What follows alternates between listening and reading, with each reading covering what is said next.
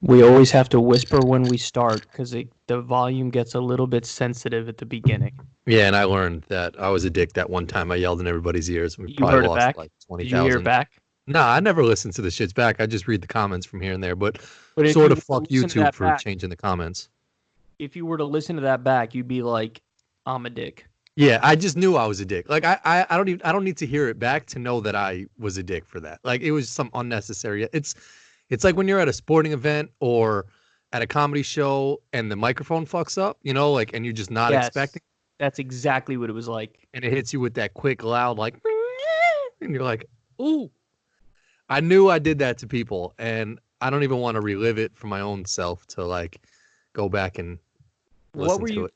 What did you say about the YouTube comments just then? They changed them? Yeah, so before they used to just be under the video, like they would just be there and you would scroll and see all the comments and shit. Now there's way more advertisements on videos like underneath now too, like just random boxes of images and iPhone this and fucking Samsung, all this weird shit. But now I believe this is how it is with all the comments is like you have to click on like the double arrow shits to like expand the comments to then start scrolling through them. So like there's an extra step now to see the comments. But are you talking about on a phone? You're talking about on a smartphone. No, on the computer too. I haven't noticed that. Yeah, I think on the computer also you have to um like expand. You have to they don't just show like they used to just be under the video. All right, I'm about to test this right now.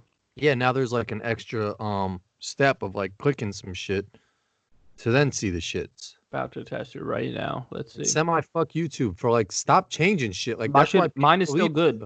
for real. Yeah, mine doesn't do the expansion thing. You It's must have automatic. not got hit with like an upgrade or something yet. Like you must be still be running on like an old version. It's like because Possible. I think the comments got changed because I even saw people talking about it on Twitter. I think like why is YouTube fucking with this? Like they changed Well, the comment shit.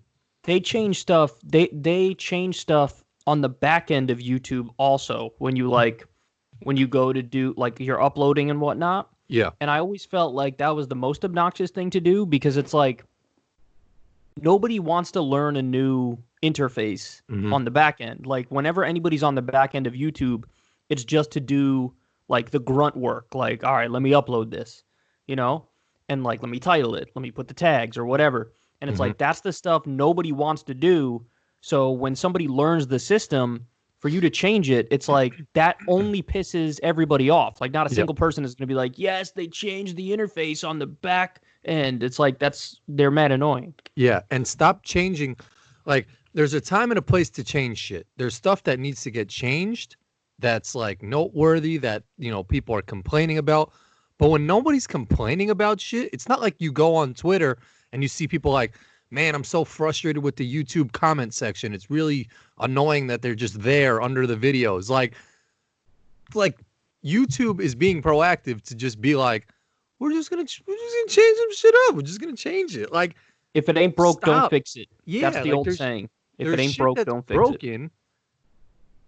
Fix it. But like, if no one's talking about shit, don't go out of your way to fucking be a dick and just change shit. Well, the thing that people have been begging you, Twitter for a long time is an edit button. They want like an edit button and like to edit your tweet. To edit your tweet and Nah. maybe like a little bit not like there's an edit button and there's just it's always there forever. It's like it gives you like a 5 or 10 minute window after you tweet something to fix a spelling mistake. I don't know how I feel about that. Point is, what Twitter has been doing is they'll like always release new stuff, but every single time, everybody's always like, bet, where's the edit button? Where's the edit button? Where's the edit button? And every time they're like, we don't have an edit button, but we did this thing nobody's asking for. Yeah, there's like changes that happen that you're just it almost makes you more frustrated and gets you more angry because it's like, all right, cool. We see you guys are working and you're doing stuff, but you're not doing any of the shit that we're asking for. It's almost like it's almost like Biden or someone in a sense, where it's like you see them come out with all these new plans and like do all these new videos. You're like, okay, but you're blatantly ignoring like just the shit that we want you to talk about or Yes. do. And it's like that, it almost makes you so much more mad at the candidate or like the provider that you're using, and makes you like feel strongly about using that like thing or voting for that person. So it's like, just listen to the people. It's not hard. Like, as big as someone is, and like as many followers as someone has, like you can always see comments. Like you know what people are saying. You can, so to say like the Rock is so big he'll never see this or that, like if enough people are yelling that shit, like he'll get the gist of what the fuck is going on. So like, don't just ignore people and just keep going down a road that like you think is right. Fucking change the shit that people want changed. That's like with Biden and the task forces. Everybody's like, damn, man, like we really want you to come out for Medicare for all.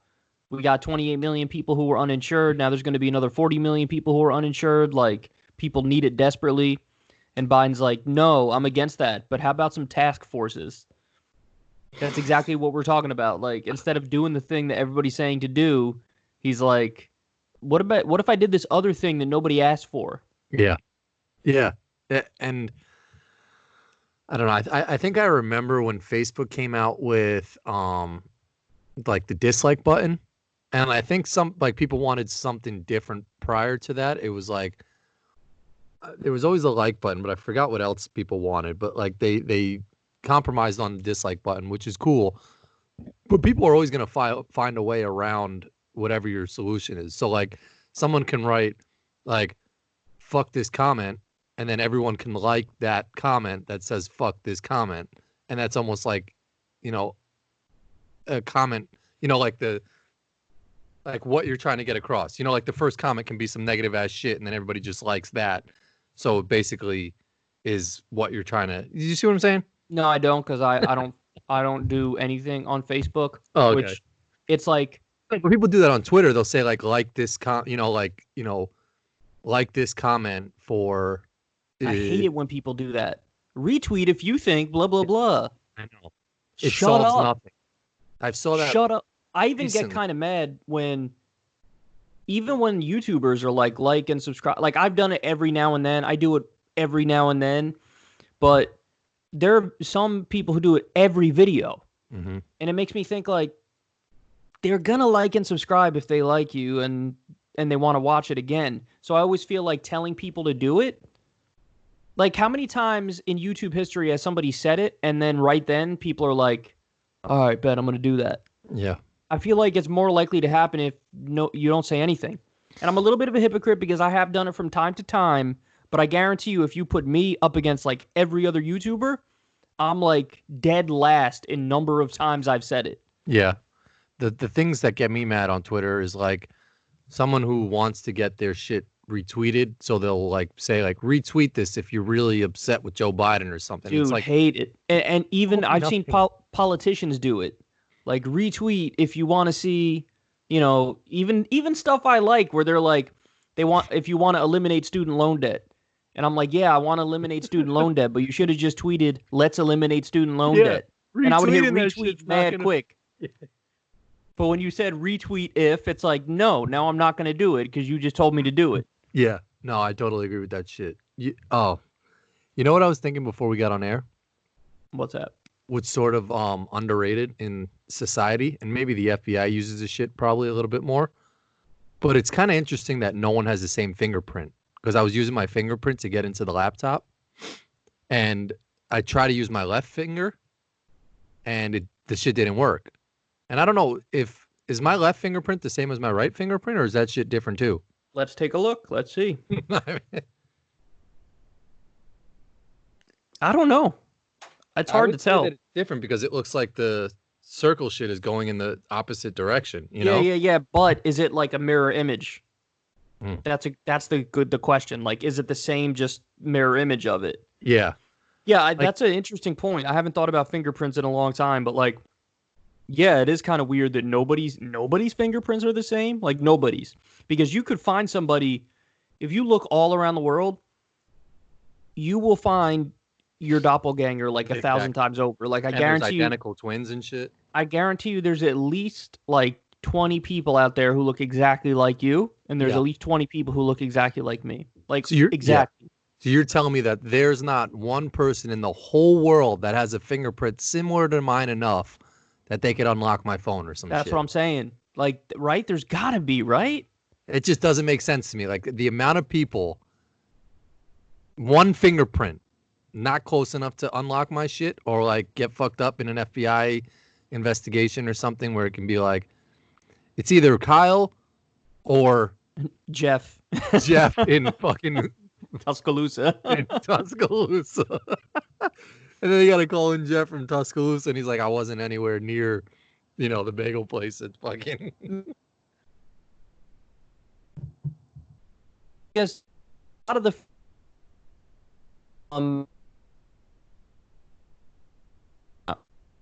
like, bro.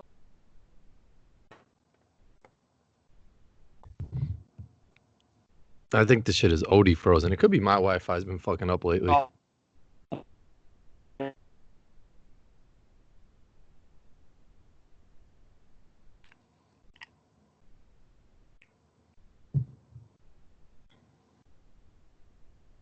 There you are. Oh, I know. Were you wait, you there? Yep. Mm-hmm.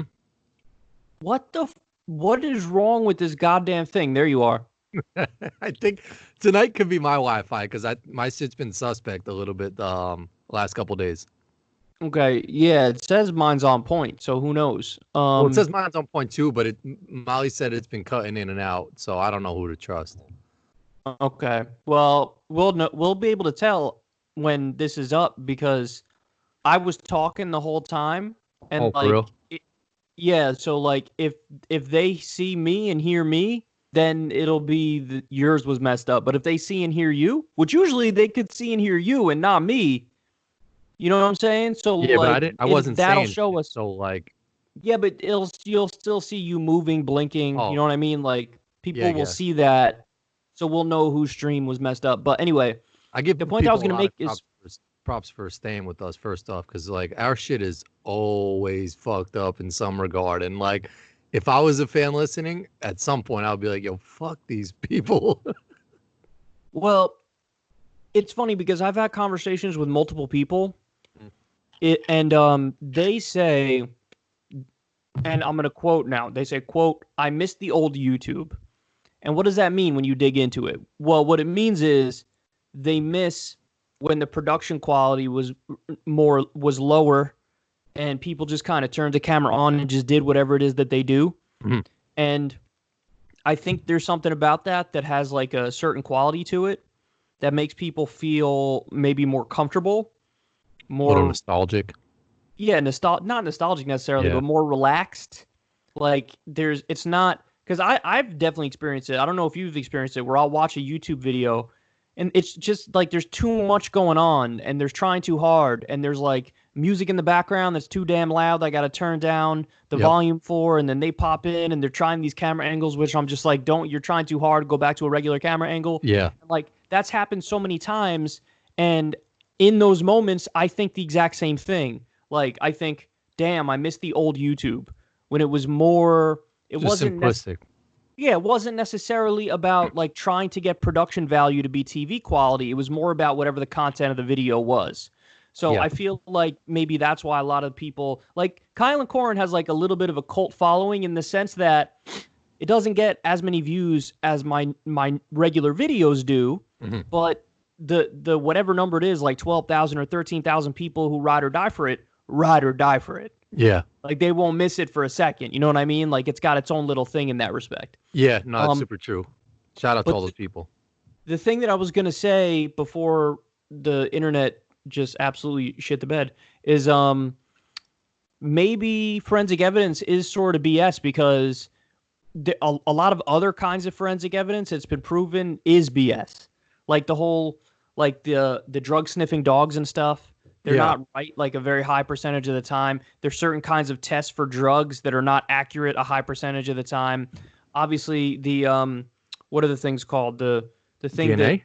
No. The thing that tests whether or not you're telling the truth. I forget the. Oh, the lie detector test? Yeah, lie detector test. But there's a technical name for it. But yeah, those are not admissible in court because they're not accurate all the time. Really? Yeah, they're only accurate like it's like a little over half, or it could be as high as like 80% or something like that. But they're not. There's plenty of instances where somebody's telling the truth and they say they're not telling the truth. Huh. Yeah, they're not accurate, so they're not allowed in court. So like a lot of the things that people thought like, oh, this is scientific, it's just not scientific. They used to have a whole thing back in the day, like they tried to make racism scientific. Like they argued that I think one of the eugenics was one of them and phrenology was the other one. And the idea was like, oh, you could determine how intelligent somebody is by taking certain measurements. Like you measure their skull, you measure like their, certain parts of their face, and they say that, oh, you got to be between this range in order to be intelligent. If you're not in this range, you're not intelligent. And it's like, it was all junk science. But the point is, they convinced people that it was like, no, this is a real thing. And like, people believed it. And to the point where when it was proven to be BS, there were still a lot of people who like held on to the belief, like, no, this is scientific. And maybe, certain types of forensic evidence probably fall into that category. But I just don't know if fingerprints, like how accurate are they and how much. Because, when you're young and you think somebody commits a crime and like, how do we catch them? You always feel like it's one of those shows like CSI or something like that, where they show up and they got all this forensic evidence and they could get fingerprints everywhere and they could like find DNA and bodily fluids and they could just piece it together. But in real life, like, it's a lot harder to catch a criminal. Like, it's not that.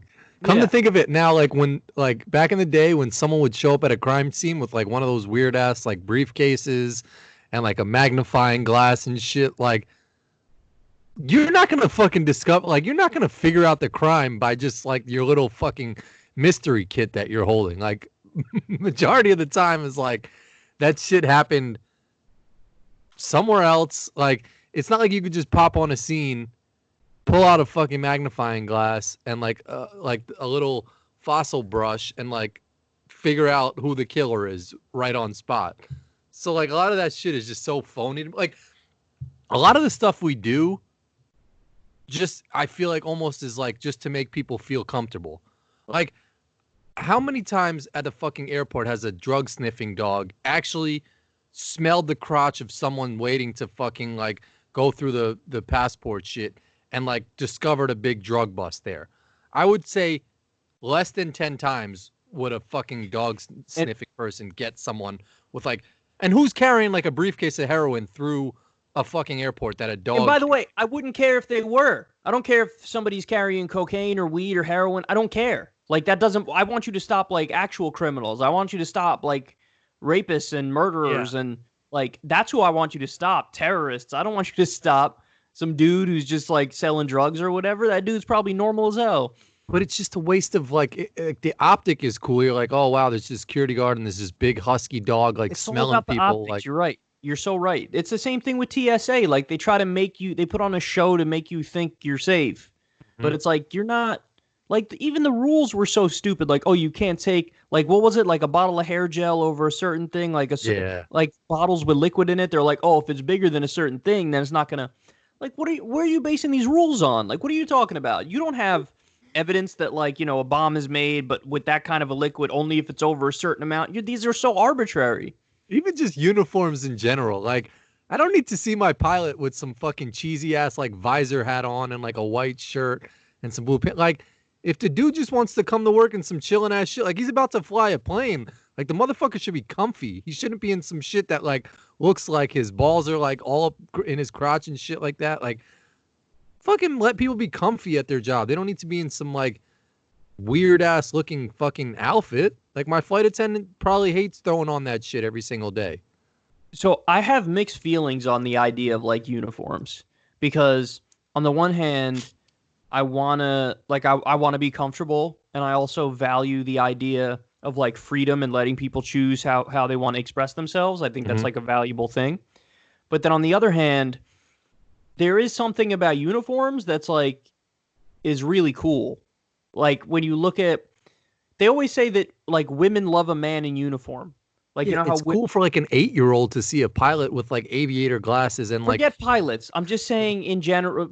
I mean, we can use pilots as an example if you want, but I was thinking more police officers, firefighters, Garbage man or some shit in like a jumpsuit. Like he doesn't want to be wearing that MC Hammer ass shit. businessmen where they say you have to wear a jacket and tie. Yeah. Like, there's something about that makes it mad official.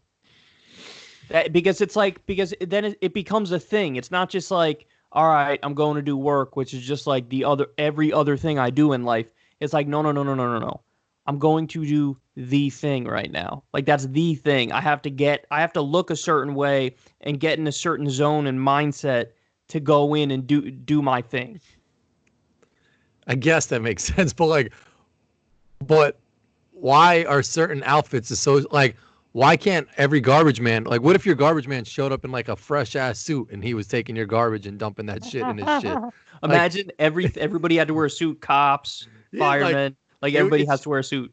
It's just weird how how a garbage man, their outfit is more to the comfy scale than it should be. Like they're in some jumpsuit ass shit because they're probably bending over and stuff. But like, who decided a pilot's outfit should be some shit that looks mad not comfortable? Yeah, I don't know how they came up with like I'm going on a long ass road trip. I'm putting on some sweatpants. I'm not fucking putting on some uncomfortable ass pants and like a dress shirt.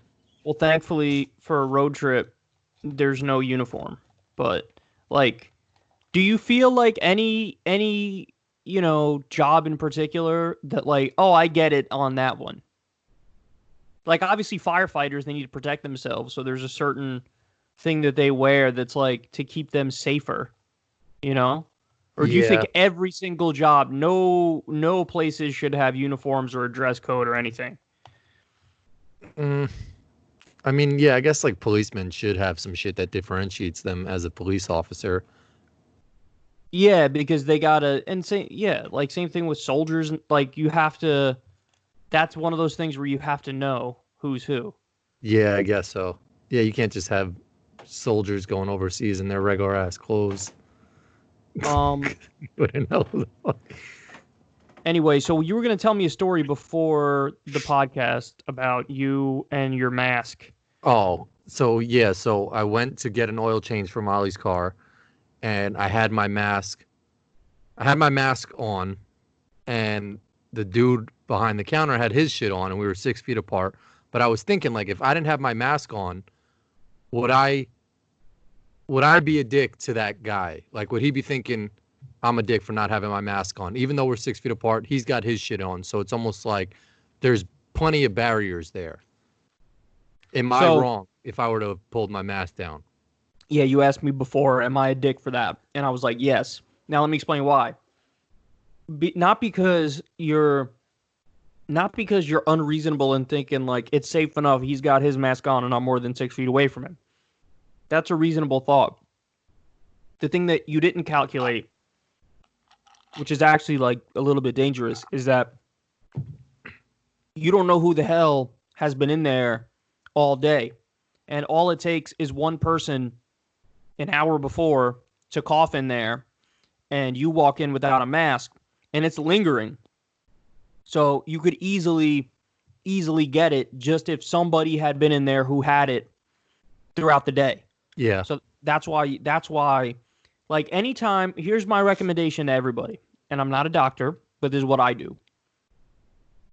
Whenever I go somewhere in public that's like an enclosed area, I always put a mask on. Like if I'm going to the grocery store, if I'm going to like the bank or the pharmacy or whatever, anything where I got to go inside and there either is a bunch of people or at some point during the day could have been a bunch of people, putting a mask on, not taking it off, and staying like that. And then usually what I do is when I get home from those places, take off the clothes, throw it in the laundry, and then hop in the shower immediately, sanitize the hands right when I walk in, like just to be extra safe for going inside. That's what I recommend. Now, on the flip side, when you're outside, as long as you stay distance from people, you don't need a mask. You're good. Because and driving. Yeah, driving, you don't need it. You're fine. Like I was reading, and there was an article that came out in the Hill not too long ago that said it's very hard for COVID to spread outside. So the real problem is indoor in enclosed areas. But if you're outside and you're far enough away from people, or when you're driving, I drive windows down. It's funny Yeah. when I see people in their cars with the masks on, driving. Like, you're the only one in your car. What are you doing, bro? Yeah, I don't get the mask on in the car shit. There's a lot Well, of I mean, debates about that. Like, that's somebody who's afraid, and like they just want to be extra careful. But yeah, there's certain instances it doesn't make sense. Like, it doesn't make sense in the car. It doesn't make sense when you're walking and you're far enough away from people. You're outside. That's why I think being outside is the best thing in this. well, what do you do if you if you sneeze in your mask? You let that shit just Well, a symptom chill of and COVID base. is not sneezing. It's a very, very tiny percentage have sneezing and nasal congestion. Oh, It's really? not. But isn't it the Yeah, droplets from like the same saliva and shit in your mouth? yeah. But my point is, you're probably not going to be sneezing if you have COVID. That's not a symptom that people get. No, what I'm saying, if you're just sneezing in general, like if you just Oh, if sneeze, you're just sneezing in general and you don't have COVID, yeah, and you're wearing a mask, then that shit's just got to chill all up in your mask. if you're gonna sneeze, you should pull your mask down. Yeah, but then Actually, you could that wouldn't make potentially be sense. Yeah, exposing you COVID. gotta hide it, which is like, you're right. It's You're, impossible to you're gonna be sneeze. so uncomfortable. You're gonna be like, oh my god. Yeah. I don't know. Yeah. Fucking Fauci said masks are sort of like I don't masks to me, yes, they're needed, but if you're social distancing and all this shit, like what really is the point of masks? No, I'm telling you, man, don't be stupid indoors. Like, if you go to the grocery store, 100% you need to have a mask. Yeah. Absolutely. Because at a grocery store, think about how many people go to the grocery store on any given day. It's always a lot of people. The chances of at least one of those people having COVID is pretty decent. Like, they're pretty high. Yeah. So like that's where this shit is spreading. Absolutely. Like, that's the thing, is like, that's got to be like how it spread so far and wide, is that it was in the common places. It was in banks, it was in grocery stores, it was in restaurants. And when a bunch of people go through there, like there was an article the other day, a woman who, owns a salon or whatever, cuts hair, she has COVID, and she saw over like 50 people. And now they're like, oh no, because now they probably spread it to them. And then when those people go to the grocery store, they'll spread it to them. And it's just a never ending thing. Like, that's why you got to be safe when you go to that's the scariest thing I do, is go to the grocery store. That's the scariest thing. Yeah. But now, thankfully, because this area is hard hit, 100% of people have a mask when you go in. Yeah. And you saw the buildup. You saw when there were no people with masks. Then you saw when there were like 2 or 3 people with masks. Then you saw when it was half the people. And then now, for a while now, it's been 100% of people. And that's one of the reasons why it's on the decline. New York has been on the decline for a hot minute. Yeah, and it was cool. I sort of saw I think it was in Staten Island too, which was very surprising. Like a girl or a lady went to the grocery store and didn't have a mask, and everyone in there was like OD shaming her and like got her to eventually leave the grocery store. So like that was good, at least, because you think Staten Island, it's usually like pretty conservative Trump supporters, like, just hard-nosed people that are like, fuck this, we're not. They were on some like, nah, fuck this lady type shit. Like, she's not wearing a mask. She's being like the outcast. So Well, that I've was seen a cool to bunch of see that. those. I've seen a bunch of those on Twitter, of like them saying to people trying to get in without a mask, like, you can't, we're not letting you. Yeah. I think Yeah. Costco kicked somebody out. Yeah. It's also to a point too where it's like these companies are trying to be woke too. So they'll like have these responses No. on Twitter. They don't want to be liable for a lawsuit. That's why. That's definitely why. What? That they'll, oh no, that they'll kick the people out? If the policy is everybody has to wear a mask, and then somebody goes in, they let them in, and they're not wearing a mask, and then they get COVID, they could sue the company and probably Oh yeah, lose no. money. No, I get that. But like they've been on social media, like writing these comments underneath shit like, hey Bob, this is Costco, and they'll like say some witty ass shit, and it's just like, stop trying to be I like, hate that. like I stop trying to be cool. Just be the fucking, you're a supermarket. I hate the where they try to be relatable. It's like, I could tell you're trying to be relatable. Like, you're a Yeah. soulless freaking corporation. Like Eli Manning did that. He got on Twitter and then he was like tweeting for Peyton during the golf shit, but everything was like promoted by Frank's Red Hot. And it was like if you just want to be on Twitter, just be on Twitter, but don't like fucking put Frank's Red Hot in every single one of your tweets. Like it's just like it poisons everything. It poisons everything. Everything. And it's like it's so contrived. Yeah. I don't know. I think with the COVID shit, I think it's just weird how like we've all been staying in, but now we're at a point where it's just like everyone's sort of come to the point where it's just like fuck this. So like people are just like, all right, just start opening shit up. Well, you know what's crazy to me? What's crazy to me is that there are more states where cases are going up versus states where cases are going down. Like, maybe I feel that, like, it's weird like that because I'm in New York and we were the second state or something like that to be hit. First was Washington, I think. But, not D.C., Washington State. Yeah. But, so, like, we've been on the decline for a while because we got hit really hard. But, like, there are a bunch of states, like 20 states or something crazy, where cases are rising right now. Which means, you're right, the thing is still sort of in full effect a little bit. And it's such an American response to, like, at a certain point, everybody was just like, all right, what are we going to do? Like, and meanwhile, there's over 100,000 people who died. Yeah. Over 100,000 people. And so to have, like, a willy-nilly reaction in that, like, imagine fill in the blank with whatever other thing killed 100,000 Americans. Like, imagine Iran bombed a city with 100,000 people and they died. Like that would be the biggest story ever, and we would have gone to war already, and it would have been like 100,000 people. But since it's from a virus, we don't think of it in the same way. We think like, some people get it, I guess. It's so weird how when you look at the difference between like a 9/11 style terrorist attack, even like a hurricane, like the difference in the reaction, it makes no sense logically. Like, we should think about all the money we spend on our military to fight wars, and like how Trump cut the pandemic preparedness team in 2018. He like fired them, and then he said in a press conference like, well, if we need them, we'll just get them back. It's like, no, these are people who were doing work at the time that was super important. Like, so if/when a pandemic happens, we're ready for it. And he just fired him. And it's like, you couldn't spend the amount of money for pandemic preparedness. Meanwhile, you're just like throwing an insane amount of money at the military and don't care. And now 100,000 people died from this. Who killed 100,000 Americans? Nobody. When was the last time 100,000 Americans died? That even surpasses Vietnam. Vietnam was like 57,000 or something like that Americans who died.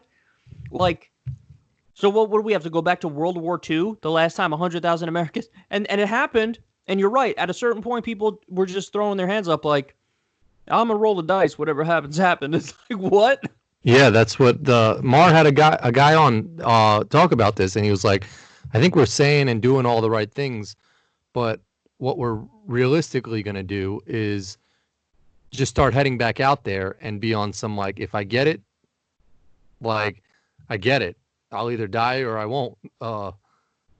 And just rolling the dice, like you said. And that's where we've come to, is just like, fuck this. Like, because like you said, there's numbers that are still rising. So like, it's just some arbitrary timeline that they're just like, all right, you could start heading back out and start opening up restaurants again. But like, nothing shows that shit has gotten really a lot better.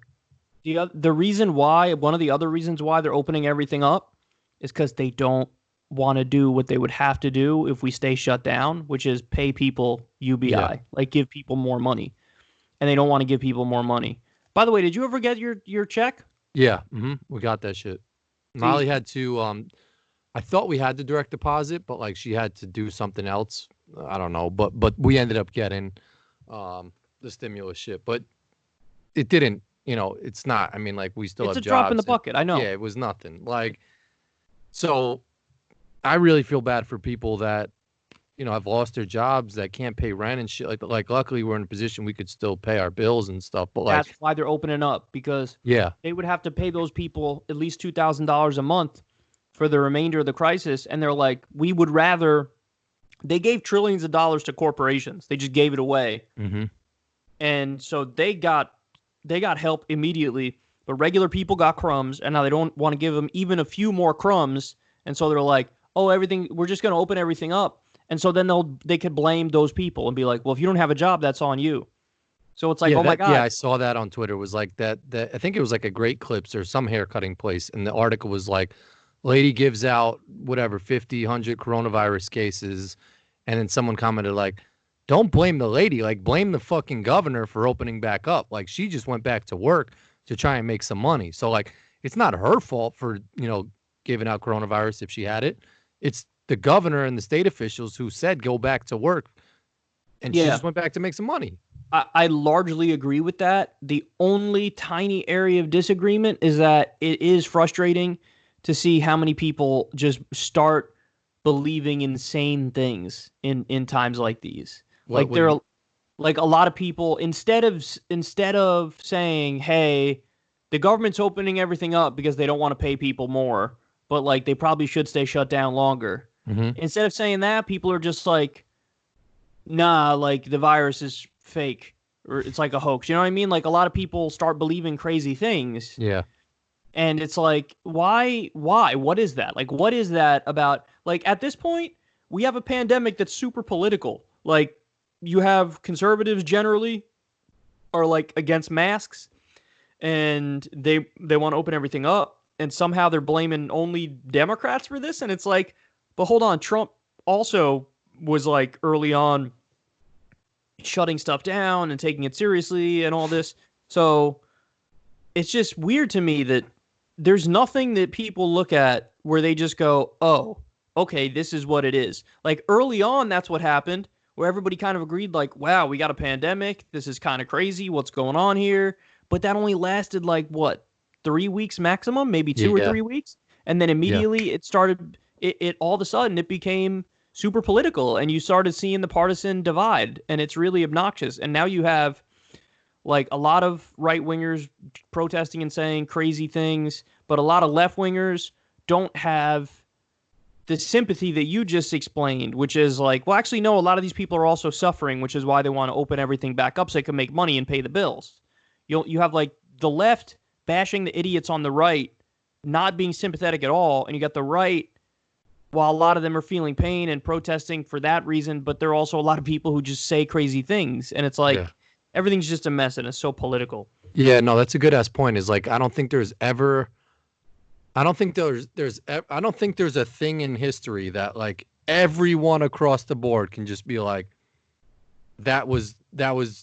we all agree that was bad. Like you would hope that everyone would just be like the Holocaust, and every person you ask is like, that was bad, that was terrible, but like there's people out there like fucking KKK and whatever white supremacists that are like, not real, bro. Didn't happen. Not real. It was the Jews' fault. Like it was inflated. That's another one people use. It's like this soft anti-Semitism. It's like, no. I mean, it happened. Yeah. But obviously they lied about how many. Yeah. And that's what would sad. the point of that be? I don't get why. I think there's just people by nature that just want to be on the other side of the argument. Like, there was this one fucking guy in a video. It was like the grocery store, and he was like, "You guys are sheep. I'm not wearing my mask." And I he was saw just that like, one. Just like he said, "I'm not a sheep." He said, "I'm not a sheep." But he was just Bro, like, he was a pandemic. He was the exact guy that would say that comment, like just a fucking worthless like piece of shit. But then I started thinking like, someone put like, but he drives within the lanes on a highway and like stops at red lights and shit like that. Like, so he abides by like obviously laws and other shit that it gets implemented, but for some reason he's too good to wear like a fucking mask. Like, there's always going to be people that are just on the other side of an argument. But it's funny how like in the beginning it's universal. Everybody's like, yeah, this is bad. Let's try and, I guess that shows that people are like good-hearted maybe, like deep down in their core, because in the beginning they're like, all right, let's give this shit a chance. Then they're like, it comes a point where they're like, nah, fuck this. We got to rebel.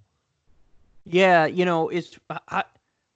I always feel like contrarians get on my nerves because they remind me of sheep. Like, sheep are people, they'll just do whatever the thing is that was already laid out for them. That's like, this is what I think I'm supposed to do because that's what everybody does. So I'm just going to go do that. Mm-hmm. That's sheep.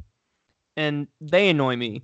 But then also contrarians annoy me just as much because they just do the polar opposite. Yeah. No matter what the thing is that people do, they're just always going to be like, nah, I like the opposite of that.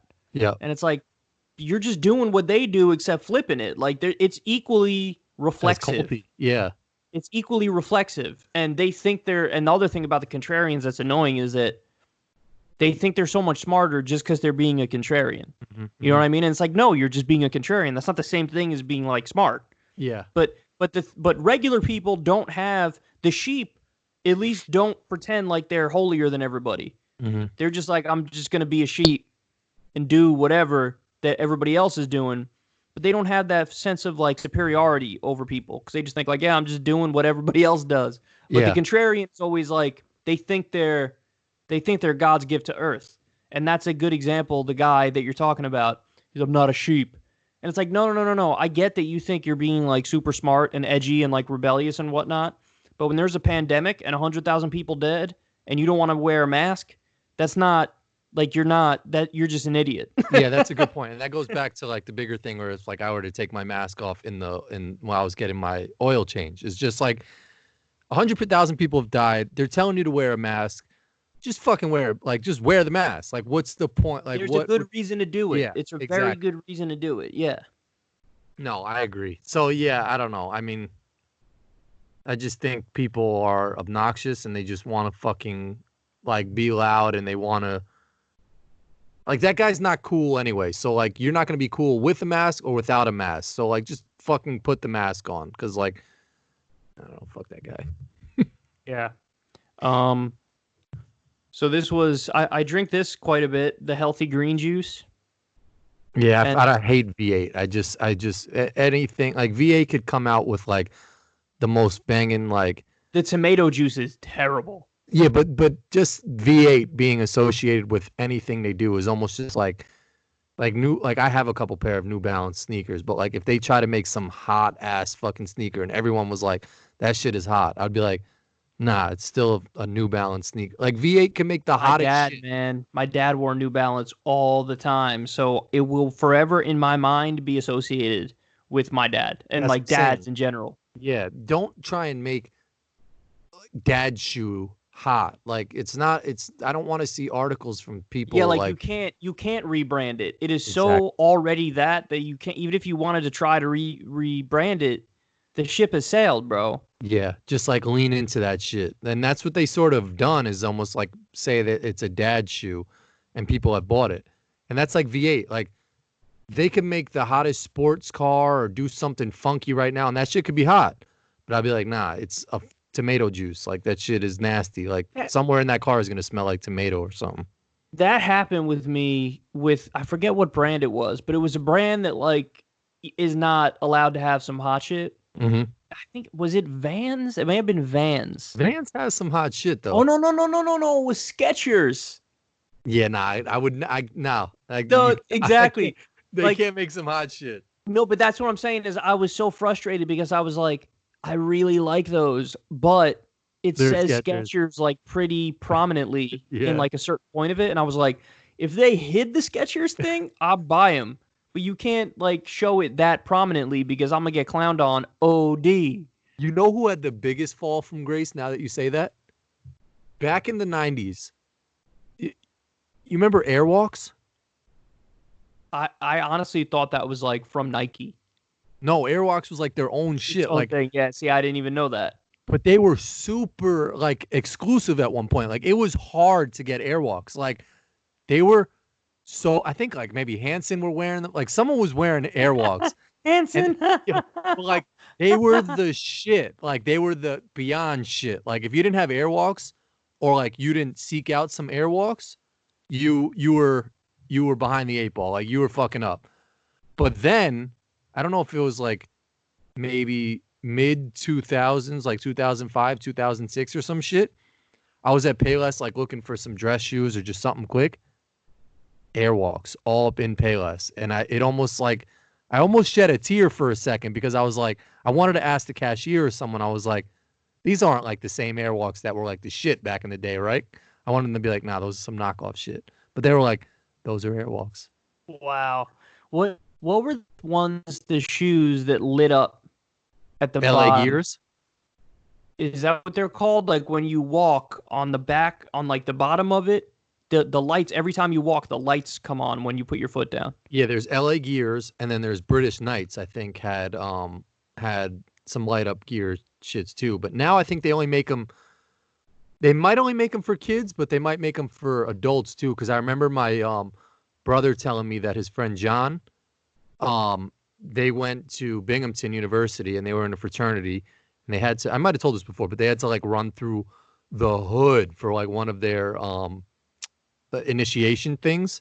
And like, if anybody knows Binghamton, New York, it's like on some hood shit that like is like beyond hood shit. Like it's not like a Harlem or the Bronx or like somewhere cool, like being from like Miami in the hood or like New Orleans where it's like you have some credibility because it's the hood.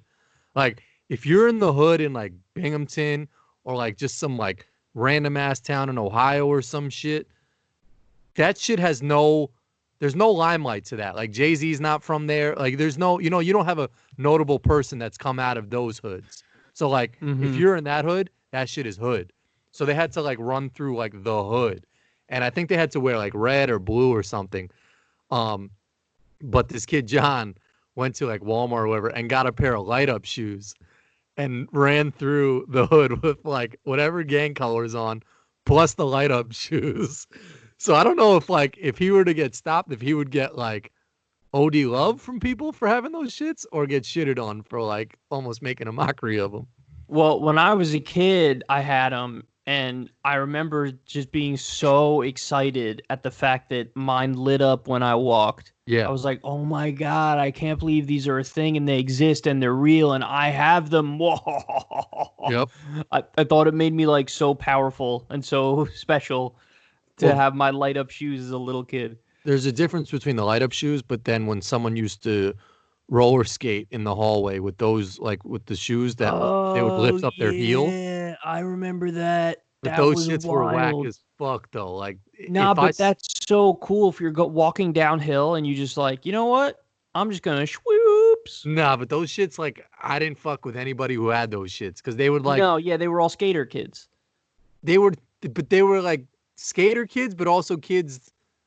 They was just like a caught in between kid that was like, because the shoe wasn't hot. It was almost like on some like leveraged shoe that made it look like you had like a foot problem that like you needed it because it was like some foot support. Yeah. Mm-hmm. So it just didn't work. And there was like, they came out with riser shoes that like supposedly help girls' butts. Anything that like was a leverage shoe was just weird in my opinion. Like it just. Yeah, I've never had a pair of the skate ones, but I always was like, wow, how did they make those? I thought they were, because I thought it would be cool to like actually use them. Well, it was cool in the sense that like you could walk, and then if you were just could like rollerblade in with your shoes on. That's what I'm saying. Like you could just be like, I'm just gonna walk, and then at one point you could just be like, oh fuck this, let's rollerblade. Like, and then you just put your foot in a different direction, and you started rollerblading. It's almost like if your hand had like a keyboard attached to it without a keyboard being in front of you or some shit, and you just could type like, I don't know what's like if your hair turned into a hat like or some shit when it like when it got sunny, like all of a sudden you're just like, oh, I'm gonna just flip my hair down now, and you have like a full ass hat on. Yeah, that's kind of what it's like. I want to get a pair of those now. It's like you didn't even know that they were like in there. I wear slippers everywhere. That's a little known fact. You know that about me, but very few people knew that about me. But I wear these. My mom got me for Christmas, and she does it like every couple of years. She'll get me these nice like Uggs slippers, and they look like shoes. Like they look like business shoes, kind of, but they're like nice and fluffy inside. Yeah. And so I wear those. You wear those shits in like the summertime too, though, right? I do. That's what, like, I your wear them feet all the must be time. OD, like No, moist and sweaty and shit. I got good. It's weird. I don't know what it is, but like I don't have very sweaty feet. Like my feet are pretty good. They're not like OD stinky or anything like that. And I'm also not like hairy in unfortunate places. Like my chest isn't hairy, my back isn't hairy. You know what I mean? Like look at my arms. I mean they're a little burnt now because I played golf, but like I don't have if for whatever reason the hair on my arms is like blondish. Yeah. You know what I'm saying? It's not like I don't have like it's weird because I'm hairy in some places, not hairy in others. Don't make jokes, anybody. But like it's very selective on my body. It's really weird. Like my body's like, all right, we'll give you hair on your head. Like you're good. But like my arms are like, let's make it blonde. Like it's weird. It's like they were cutting and pasting when I was created. You get right here too, like a little patchy. Like I get the like I could if I don't. Let's say I just leave my facial hair for 3 months, right? I would get, obviously I get it plenty thick over here. I get it thick in the mustache area. And it does get thick like over here, but there's the gap right here. Everybody knows about the gap. Yeah. The gap right there. Where just, like I could never do one of those goatees where like when I do a goatee, I can't grow it down and connect it because the down area doesn't grow. You got to just stencil that shit in or something like that. Nah, I can't because it would look fake as I know. But it doesn't matter. Like if I have a goatee, which I do most of the time, I just have it without this thing. That's it. It's no big deal. I do sort of respect your loyalty to those loafer shits because like you'll wear those shits in like a snowstorm. You'll wear them in like 100 degrees. You'll wear them in some rainy ass weather. And like I take pride in wearing like sneakers that fit nice the sneakers. occasion. Yeah. No, not sneakers. Yeah, like just whatever. Like if I'm going out in the rain, I want to make sure my shits are a little bit waterproof. Or like if I'm going, like if I were to ask you to go on a hike, and this is dead ass honest, and you somehow agreed to that shit, I wouldn't wear the slippers. I wouldn't. Oh, for real? No, I wouldn't. I feel like you would pull up in those shits and just be like, yeah, I'm just gonna wear these shits. No, here are the rules. It's even when it's rainy. Little too much, man, because then it's slippery. It's not like rain. It's not a good idea. I wouldn't do it on a hike, but I do wear them when it's like 90 degrees outside. Yeah. I'm not a sandals guy. I hate the feeling of sandals. The feeling of sandals in between your big toe and the one next to it. Ooh, I feel like it's like attacking me. The sandal is attacking me. People who wear like there was a popular like Brazilian one like habanero or some shit like that or something with a J. Not a pepper habanero. There's some weird Brazilian like sandal that's very popular. Those shits are just I hate seeing people in like those thong sandals. It's like but even the ones you wear, I don't know if they're called sandals. The ones that you wear where it goes over the top. Shit? Yeah, like those are chilling. But I feel like they're falling off my feet all the time when I wear them. There's no type of sandal that I wear where I feel comfortable wearing it. I feel like you would like, they make male Uggs, and those shits would probably be mad comfy. That's what the slippers are. Oh, they're more, they're like that, slippers are Uggs. They're Ugg slippers. Yeah, I actually should give those a chance, but like, I don't know, I associate those with indoor, like a bedroom, like walking around comfy. Like I couldn't see myself. Like, if I saw you wearing those in the supermarket, I'd be like, why is that dude wearing... No. You can't tell, bro. You can't tell. You could see the fluffy shit a little bit, no? Nope. Like the sheep-looking shit? Nope. I don't know. Yeah, I guess not. Can't tell. When you first buy them, you can. Like, when you first buy them, you can. But because it's more fluffy. Yeah. But then after a while... Not at all. It's just how your foot doesn't get like hot and sweaty all up in that shit. It's like a sauna in that bitch. It's really not. I mean, look at the inside now. Look at the padding now. It's just like regular. It's like a sneaker. Yeah, I guess so. But it's like standing on a carpet, like a four-sided square carpet. That's actually the perfect way to describe it. It's like standing on a carpet. That's it. It's like I'm standing on a carpet all the time. Is that a good thing? Yeah, I like it. I like it. Again, the only time I wouldn't do is if it's rainy outside because then it gets slippery at the bottom. And if I'm like hiking or something. And when I play golf, obviously I wear golf shoes. But I could have outside of sworn that, like that would be some shit that if I was like, yo, just meet me at this mountain real quick. We're going to do like a mile hike. You would just show up in those shits and be like. I might forget and wear them. Like that's just definitely possible that I would just show up and be like, oh, I forgot. Damn it. I'm wearing my slippers. But you get love when you wear other shit too. Like when you put on the Jordans in LA, people are like, yo, that's what's up. But dog, that's you though. Like I remember I forgot my sunglasses or something, and I was like, yo, tell me which one to get. Mm-hmm. And I was looking at them, I was like, I want this one. And you were like, nah, you got to get this one. Right. Yeah. And I got the one you told me to, and everybody was giving me love on it. So basically, like, I need other people to decide for me to look good. If I pick myself, people be like, well, it's weird because we all know what works for us, so we sort of never really deviate too far away from that shit. You know, like it's like when you watch these reality shows and they do like an extreme makeover or some crazy, you know, shit. They're always like, yeah, I usually just pick like some purple or black or dark cone like shit. And then they come out and they're wearing like some lime green and their hair is all different from a way they would never do it. And they're like, you look amazing. And then they're like, I would never do this if I were on my own. And it's like, bitch, try that shit. Like, just fucking change up your look once in a while or something like that, you know? Yeah, like you're right, but I don't. There's some like shit that works. Obviously, you don't want to change up too much. Yeah, and also if you're really just picking, if you're like, let me just try whatever, there's a decent chance you end up looking like a grandma or a grandpa. You know what I mean? Yeah. Like you can't just be not selective at all. Like you have to be somewhat selective and incorporate your feelings into it to some extent. But it's always good to get an outsider opinion so that you're not just like, because every now and then you'll hit me with something that I would have never thought of. But then when you tell me and I look, I'm like, yeah, actually that I could see that. Like that might make sense. Yeah. But that's why, I mean, it's easy for wearing stuff for the show. It's easy because it's just a business shirt and a jacket or a sport coat, either one. And it's like, okay, that's easy because you just pick whatever. Like I have a whole giant closet full of the business shirts and full of the jackets and the coats. So it's like, that's easy. Just pick whatever. But outside of that, all I have is like t-shirts, golf shirts. Like I don't do fashion, you know? I don't know anything. But you're right. Like having a nice pair of sneakers, wearing the Jordans. It's like that people were like, whoa.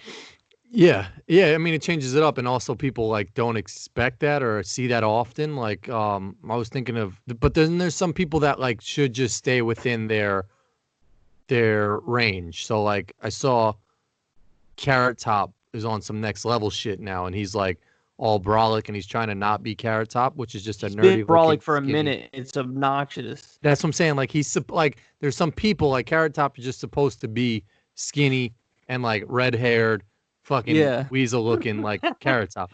Like if Pee Wee Herman came out and he was not wearing that gray suit with like a fucking red weird looking tie type shit, you'd be like, nah, you're not Pee Wee Herman anymore. Like if he came out wearing some like basketball jersey and like was sort of ripped and like had some like Nike shorts on with some Jordans, and he was like, I'm Pee Wee, I'd be like, nah, you're not fucking Pee Wee Herman. Pee Wee Herman wears that gray suit. Well, you're right, and that's why I feel like the audience like doesn't know how to process it when they see me wearing not my show clothes. They don't know how to process it. They're like, that, I mean, that's not that's you, but like that's not really you. It's like with Trump. Anytime we see him, he has to be wearing his president clothes. He can't just be wearing some non-president stuff. So I would be so thrown off if he just came out wearing like a t-shirt. I've never seen him just like in a t-shirt. I've never seen him in a t-shirt. I've seen him in a golf shirt. I've never seen him in a t-shirt ever. If he just had like a Ramones t-shirt on, he would definitely wear like a 3XL or some shit. Low key, he's mad fat, but he hides it well with his business clothes.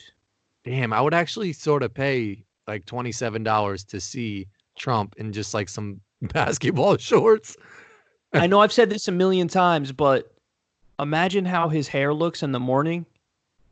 Because my hair, and I have relatively short hair, But I'll wake up in the morning and one side will be like, Yeah. and it'll be like you see my scalp underneath, and it's just going in. It's like a cowlick going in a weird ass direction and just totally gross.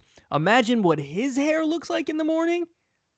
Yeah, I'm not worried about his hair. So I'm picturing him in a basketball jersey, like no tank top underneath, nothing. But if he just wore like a Lakers jersey one day, like his side boob would be sticking out and shit like that. His stomach would be all fat. That would be like if he just came up played golf press conference recently. Yeah. The golf was like annoying, and he looks terrible when he has the tucks in a shirt. You I see also his can't gut. get behind Joe Biden. Like Joe Biden makes good like ads and shit like that, but that doesn't translate to a good fucking candidate. Like when people are like, ad are you talking about that you saw? He did the one where Trump playing golf and The 100,000 deaths one. Like, Yeah, that was a good I think ad. I got it. Yeah, I mean, I'm glad you brought that up because I'm actually gonna probably cover that on my next because I just saw it earlier. Like because someone mentioned that to me. They're like, yeah, he does a good job on social media, like trolling people and shit like that. Someone said No, that about like Bloomberg. Biden does not. Oh, you're talking about Bloomberg. Yeah, Bloomberg well, tried, but it was yeah. not. It it wasn't good. But Joe, most of his ads have been trash. But the one you're talking about, I think, was good. Yeah, but even if it was good, it still doesn't translate to any. You know, like that shouldn't mean everyone go and vote for him because he made a good ad. Like he had no input in that fucking ad. You know, it's not like Yeah, I know. he sat at the table and was like, you know, what'd be good if we have him playing golf and then we put a toll counter of all the people dying. But like, he probably didn't even know the shit was going out. You know, like so like for him to get credit for that shit is almost just like an executive at a company having the intern do all the work, and then the fucking executive gets all the credit for that shit. You know, like a really good point. Yeah, that's a really good point. The like, things stop that giving Biden all the credit for these good ads because it's not him doing it. I've only seen one good ad from him though. I've never seen other good ones. Yeah, no, maybe not, but like that. But the thing that you give credit for is if he's able in a debate to be quick on his feet and to have good comebacks. Like that you could give credit for. Because we all know damn well when it comes to Trump and when it comes to Biden, their policies are terrible across the board. So like their policies are terrible and you can't give them credit on that, but you can give them credit if they're like witty in a debate and they have good comebacks. Yeah. But you're right. Like when it comes to these ads, I never thought of it like that. But you're right. Like it's not. They have no idea what the hell's going on. No idea. And it's also like people want to give him credit because it's like, oh yes, he stutters and like he has mind lapses and shit like that. But like for his age, he still remembers, you know, laws and you know recites this shit. I say all bullshit to that because he's just like all these politicians, and you've said it in the past, is like with Amy Klobuchar, they just repeat the same shit that they speak about, you know? So it's like you see the real candidate or the real person when it's on some, I've never heard that before. That was off the cuff. And it's usually them fucking up when that shit happens, like his Charlemagne the God thing, or like I've said this about, we spoke about Kevin Hart. He might be funny to like all these mothers and shit when he goes on daytime talk television shows and like says the same jokes that he's been saying since '88. That shit that like he's got down to a science. But like once he gets off air and someone's got like an iPhone footage of him and they ask him some shit and he tries to be funny there, like they're not genuinely funny, you know? So it's like, that's when you can tell if a politician has it or not. That's what I always questioned about Bernie was like, he always says the shit we want to hear, like, you know, eliminate student debt and whatever else he fucking, you know, Medicare for all, living Medicare, wage, yeah, blah, blah, blah. and the 1%. Like he would just go through his talking points. But like the reason I liked him on Joe Rogan's podcast and when you interviewed him, like you were like, yo, I'm gonna ask him like Biggie or Tupac or Jordan or LeBron or some shit. And I was like, that's awesome because it's like you want to just hear a genuine answer from someone. I was mad because I didn't have a lot of time. Yeah. But I think that was like obviously the least productive part of the interview is when I'm asking him his opinion on like Jordan or LeBron. Yeah, that. But like a question that you don't hear it often. So it's like you just hear a different angle of maybe how they're thinking. I don't mind the repetitiveness if they're right. Like, I'm fine with the repetitiveness if they're saying something that's right and true and it reflects something in their record or something that they're fighting for that's good. So when Bernie gives his stump speech and he's talking about Medicare for all, I'm like, damn, this is my jam. It's like listening to a song that I love. I could listen to it like 6 times over because I'm like, I love this song. I don't care about hearing a politician on a personal level, knowing about what they went through in 1987 when this thing happened to their family. I don't care about that at all. I just want to know what the hell you're going to do for the country.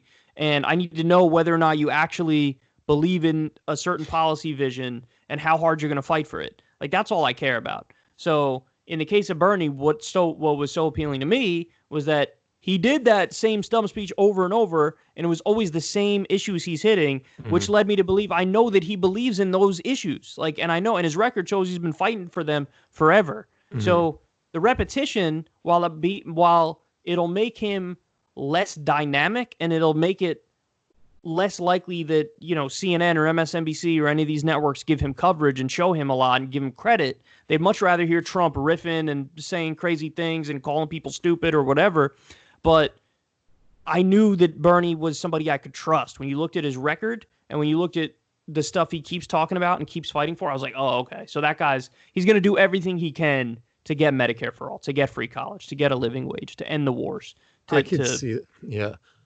I could see that. I just think personally for me, I like seeing like the authenticity, and like to me that stuff is not authentic. You know, like it might be. I thought that was super authentic from Bernie to talk about that stuff all the time. No, it is. It is in a sense that like it's awesome that like he's so passionate about it and that's what he's fighting for. But the authenticity I like is like some off the cuff shit where like you could peel back the curtain a little bit, and that's usually so the stuff like we said that goes viral is like when you see a media person on air flipping out on the TV producers because they're talking in his ear or some shit, you know? Yeah, but if that's what you like to see, that's so easy for them to take advantage of it. Because if you have somebody who's actually like a politician, who's an interesting person and doesn't appear as calculated as somebody like Klobuchar does, then they could like use their charisma to make you think that they're really cool or whatever. But ultimately they're just good at acting and they're good at like playing a role of what they think you want to hear. You see what I'm saying? Like that way of looking at politicians, I think is never something that's going to stand the test of time because it's so easy. There's enough good BSers out there that if they could give you a moment that you like, but it's like that doesn't say anything about what they're actually going to do and what they believe and what they'll fight for. You know what I mean?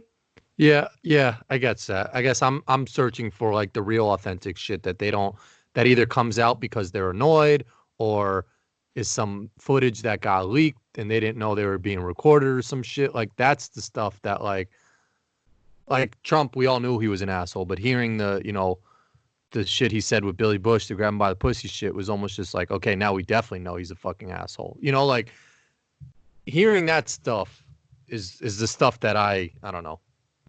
I mean, appreciate more. It makes me, you know, understand a person a little bit better.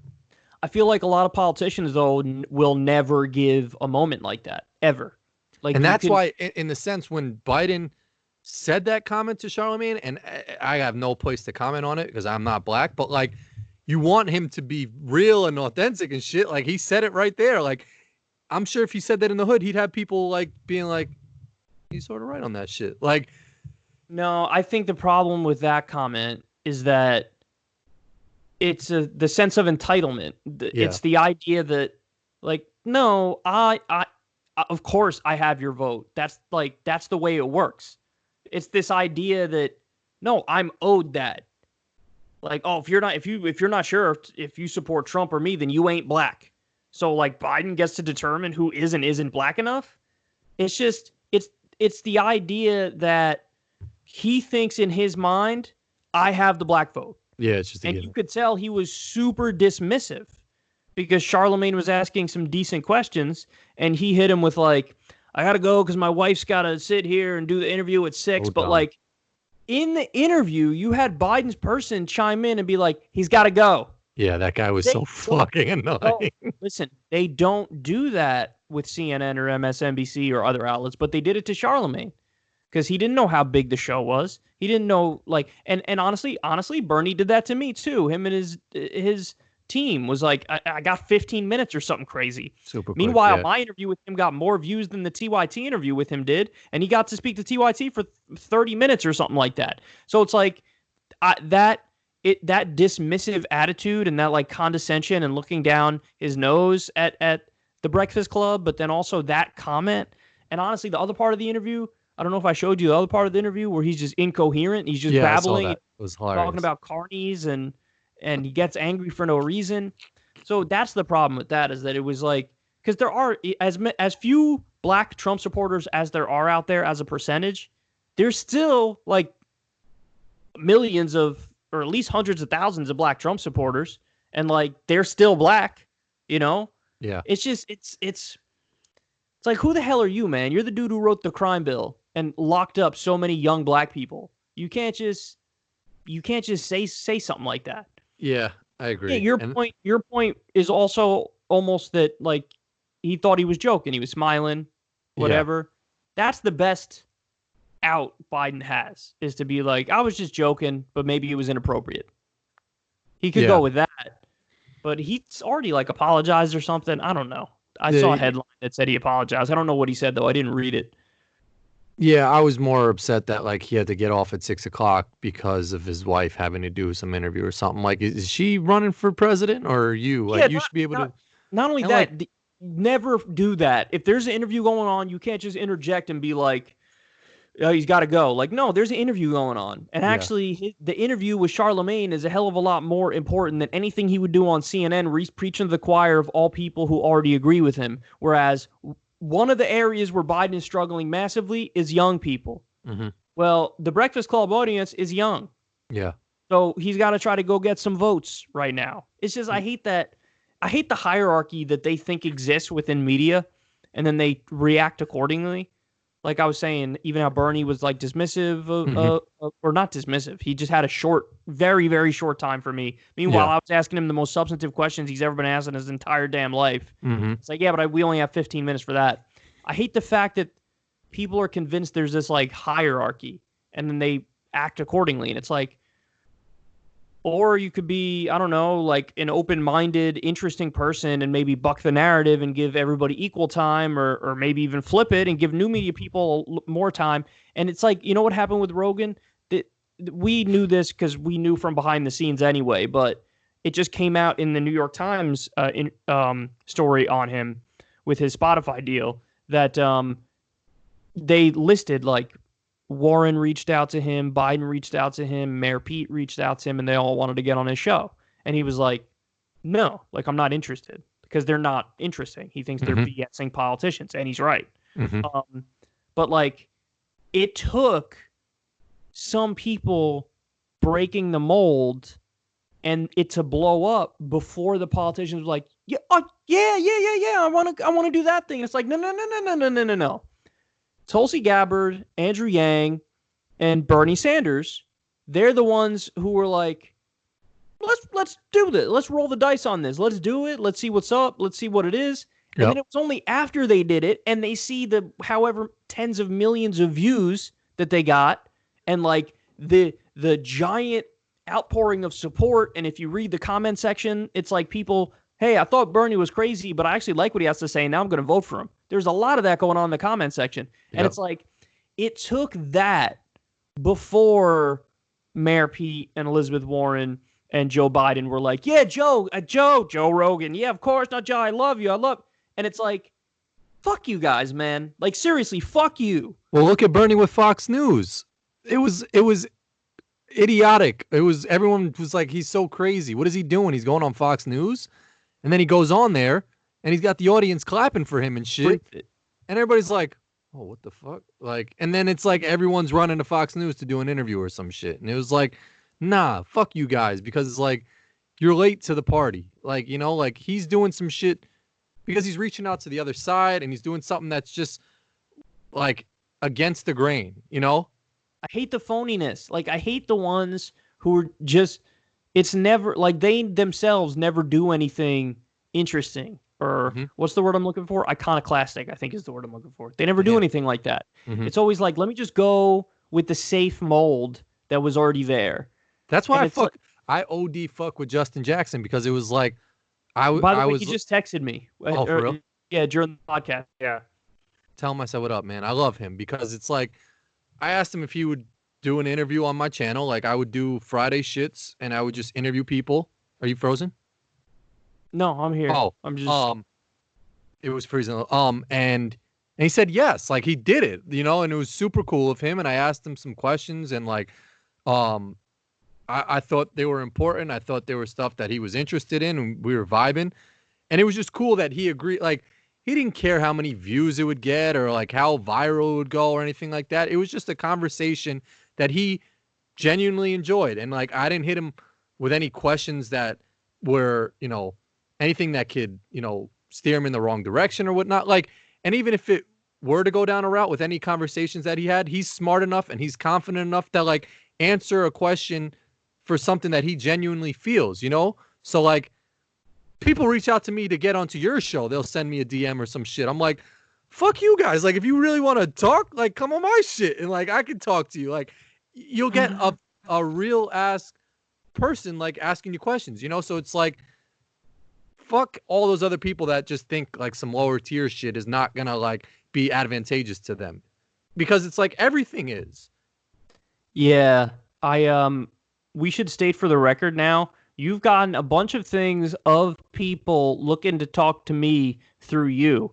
And what I can 100% guarantee everybody is, if you reach out to Corin to try to get to me, whatever you're reaching out with is not going to get to me. No. There's a 0% chance it'll get to me. So never reach out to Corin trying to get something to me, because it's not going to happen. It's not going to get to me that way. They think they found like a little glitch, a way to like seep through, and it's like, no, that's not going to happen. If you want to do some interview shit and I'm interested in you, like, I'll fucking interview you. But like, fuck them for just being like, no, let's just shoot for the fucking stars and get all this shit. Like, fuck all those people. That's why I fuck with Justin OD, because it's like, it's not about all that shit. If you genuinely just want to do some shit, just do it. Well, he's our boy too, and like, but I feel like anybody. I feel like if someone were to just hit him up and be like, hey man, I got a show. We only have 2 people that listen. If he likes him, yeah. If he likes him, yeah.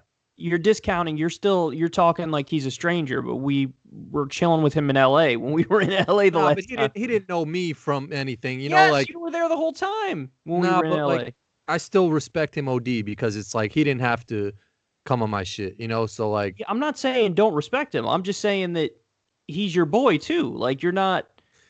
But not like you hand wave it away. With you, like, he fucks with you, and I was just there, and that's why I said like, okay, hold up. He knew your name when you saw him at the game. Yeah, but that was on some. No. Okay, pause. That's him. He also listens to Kyle and Corin. Like, there are some people who are familiar with secular talk who only watch my normal clips. Those people exist. And there's some of them who don't know you. But there's also people who watch my show and also watch Kyle and Corin. Justin Jackson is one of those people. Yeah, so I know, but like, he didn't even know me like that, blah, blah, blah. When you saw him for the first time ever at a football game that he was playing in, and you said, hey, Justin, he turned to you and went, hey, Corin. Yeah, that shit was crazy. But so like, I said to Molly, no, but I just said to Molly, it was like, Justin was a fan of yours, which is so awesome that when we went to In-N-Out, it was like, he was interested in you, wanted to know more about you and like your path and shit. And I was just there, and I was almost on some, like, I said to Molly, I was like I should dip, because it's like, Justin is like, if you're going out to eat, like, if you are a fan of, I don't know, you used to be a fan of Bill Maher or some shit like that. Oh, and it's like, no, not anymore. Don't use him as an example. Or Tiger Woods. All right. Oh, and like, shit. You can go to Tiger Woods, and he brought some random ass dude. You'd be like, why'd you bring Rick to the dinner? No, like, I that's sort of what's up. No. I disagree. That's sort of what's up, because that's him being like, we're chilling. Like, it's not, I'm not going on a date with him. It's like, we're chilling. But you wouldn't show any love to Rick. Like, you would just be fucking with Tiger. It's not like you'd be like, hey, Rick, what's your deal? 100% would Rick should be in the conversation. Like, and you're selling it. You're overselling it. The problem is this is how you felt in your head, but that wasn't what it was like in reality. In reality, everybody was talking. Yeah, no, that shit was chilling. I'm just saying, in the example of like, if you didn't know Rick from fucking Dickie McGeezack, and you're like, Rick I think a normal person would be like, bro. You'd be like, who's Rick, and why is he ordering a burger at this shit? Rick can chill with me and Tiger. Rick, if you're out there, you're more than welcome to chill with me and Tiger. So I'm gonna get this as Tiger Wood, and I'm sure he's got a friend named Rick that like we could all go to dinner with. He might have a friend named Rick. Like, there's a decent possibility he has a friend. These videos of people like still, like there was some shit in the Ozarks of mad people like in the water. I saw that. Fuck, man, like.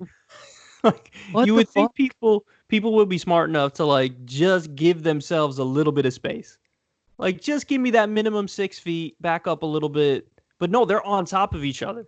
I almost think they're fake videos. Like when they say like they'll show, I think they showed a boardwalk somewhere and they're like, this was yesterday. I'm like, nah, it wasn't yesterday. And then I'll like zoom in on some people and like a couple will have a mask on. And I'm like, that shit is real. That shit to me is wild that there's just like, like Florida is acting like the shit has never happened. I've got a couple friends that are in Texas. They're acting like the shit is just non-existent. They're still like going out on boats and wilding out at, like.